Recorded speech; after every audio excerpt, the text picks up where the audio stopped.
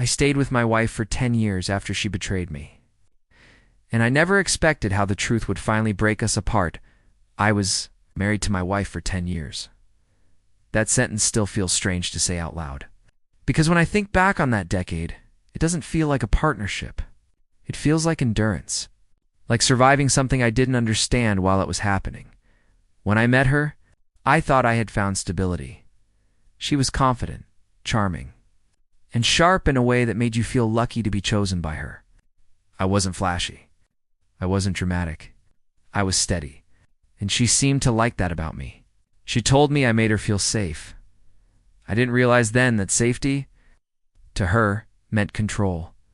The first few years of our marriage looked normal from the outside. We had 2 children together, a small home, routines that felt comforting. I worked long hours. She stayed home for a while, then picked up part-time work. I trusted her completely.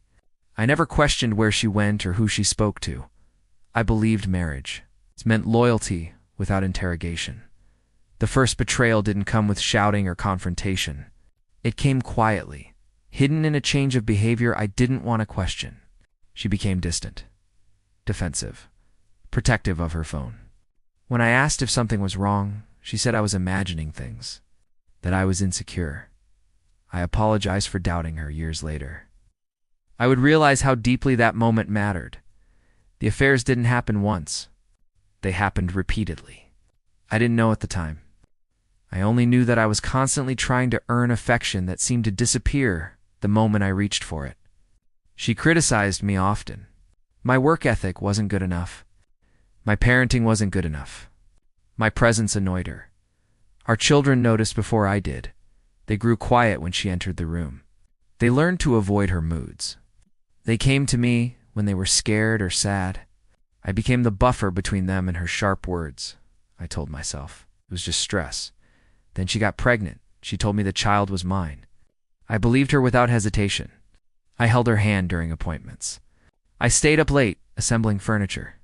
I stood beside her in the delivery room, overwhelmed with love and fear and responsibility. The baby was beautiful. Something about him felt different. But I pushed that thought away. Love doesn't ask questions. It commits, so I raised him as my own. Years passed. The marriage deteriorated further. She grew harsher with the children. She compared them to others. She criticized their personalities, their bodies, their emotions. I spent my nights undoing the damage she did during the day. I was exhausted. One night, the truth surfaced by accident. A message. A name I didn't recognize. A timeline that didn't make sense. When I confronted her, she didn't cry. She didn't apologize. She told me I was weak for not noticing sooner. She admitted everything: the affairs, the lies, the child. The baby I had raised from birth wasn't biologically mine. I remember sitting on the edge of the bed, unable to breathe. Not because of betrayal alone, but because my entire reality had been rewritten. Without my consent, she expected me to leave. I didn't. I stayed for the children. All of them. Including the one who wasn't mine by blood, but had been mine in every way that mattered. I stayed because walking away felt like punishing the innocent for her choices. She grew colder after that, more cruel. She resented that I didn't collapse. She resented that the children loved me more. She accused me of turning them against her. I never spoke badly about her. To them, they didn't need my help to see the truth. Eventually, she left. She walked out one afternoon without saying goodbye. She didn't ask about the children. She didn't look back. She told me she needed freedom, that she had wasted her life. The house felt quieter after she left. Not emptier, just calmer. The children struggled at first, especially the youngest. He asked why his mother didn't want him. I held him while he cried and told him the truth in the only way a parent should. I told him none of this was his fault. As the years passed, something unexpected happened. The children grew closer to me, not out of obligation, but out of choice. They trusted me. They talked to me. They defended me when others tried to rewrite the story. They refused contact with their mother on their own terms, not because I asked, because they remembered. They remembered who showed up, who stayed, who loved them without conditions. I aged faster than I expected.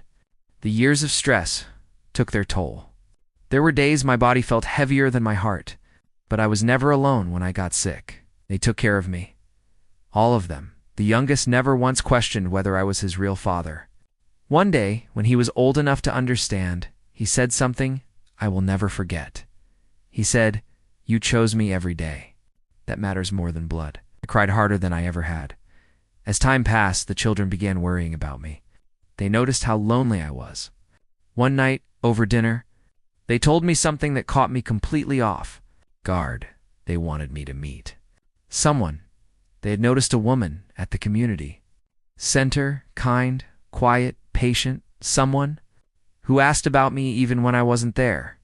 They said she smiled when my name came up. I resisted at first, but eventually, I agreed. That first date felt terrifying and gentle all at once. There was no drama, no manipulation, just conversation, laughter, peace. For the first time in decades, I felt seen.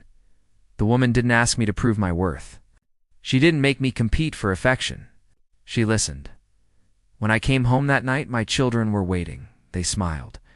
In that moment, I understood something profound. My life hadn't been destroyed. It had been delayed. The betrayal had cost me years. But it hadn't taken my future. The woman who tried to break me had failed, not because I was strong alone, but because love had surrounded me in the places she never could reach.